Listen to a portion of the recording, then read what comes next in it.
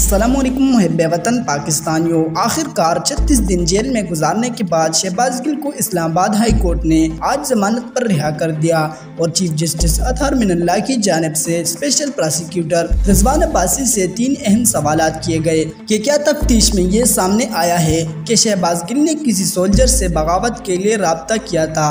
आप हमें ये भी बताएं कि क्या आर्म फोर्सेस जो है उन्होंने इनके खिलाफ कोई शिकायत दर्ज करवाई है। क्या आर्म फोर्सेस जो है उनके ऊपर ऐसे बयानात से किस हद तक वो मुतासिर होती है। इस सिलसिले में रिजवान अब्बासी कोई भी ठोस शवाहिद जो है वो पेश नहीं कर सके।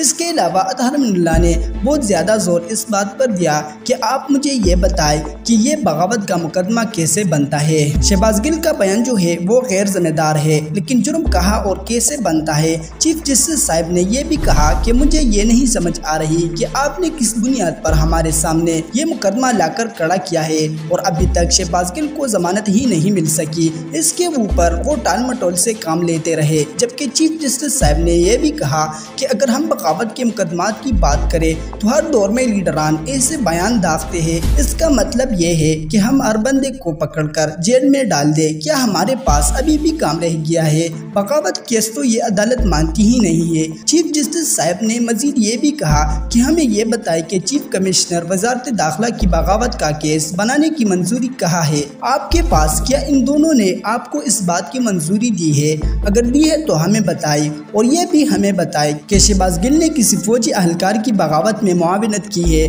वो फौजी अफसर कहाँ है?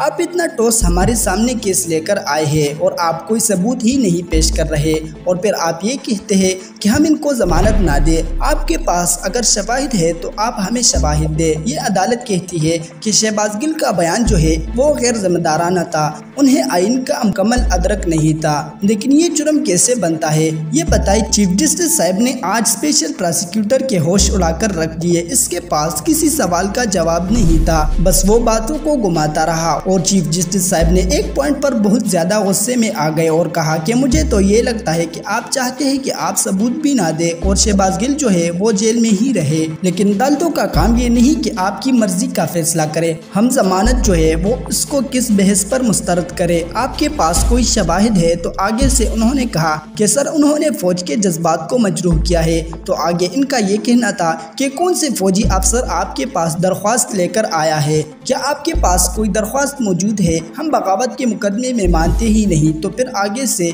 जो स्पेशल प्रोसिक्यूटर है इसकी बोलती चुप हो गई, क्योंकि इनका मकसद जो है वो शहबाज गिल को इबरत का निशाना बनाना था। तो लिहाजा इस्लामाबाद हाई कोर्ट में बगावत के मुकदमे में शहबाज गिल को रिहा करने का हुक्म जारी कर दिया और इसके अलावा शहबाज गिल को 5 रुपए के मजल के जमा करवाने का भी हुक्म दिया। इनका मकसद सिर्फ यही था कि शहबाज गिल को आखिरी हद तक कैद में रखा जाए, इमरान खान को ब्लैकमेल करने के लिए और इससे सब कुछ बुलवाया जाए। और वही ये स्पेशल प्रोसिक्यूटर भी यही कहता रहा कि सर मजिस्ट्रेट ज़ेबा जो है इनसे भी सवाल बनता है कि शहबाज गिल को किस कानून के तहत दोबारा पुलिस जो है इनसे रिमांड दे। जाहिर तो ये कैफियत जो है ये बहुत ज्यादा खराब लगती है। ये ज़ेबा चौधरी से वही बयान है जिस पर इमरान खान ने ये कहा था कि हम इनके खिलाफ कानूनी कार्रवाई करेंगे, जिसके बाद इमरान खान के ऊपर जो है वो तौहीन अदालत का मुकदमा बनता है और मजहब कार्ड भी इस्तेमाल हो रहा है। दहशतगर्दी का मुकदमा हो तो ये ज़ेबा चौधरी जो है असल में इन्हीं की वजह से सारा फितना और फसाद वो फैला है। लेकिन इस टाइम पर सबसे अहम बात यह है कि प्रोसिक्यूटर बार बार ये कहता रहा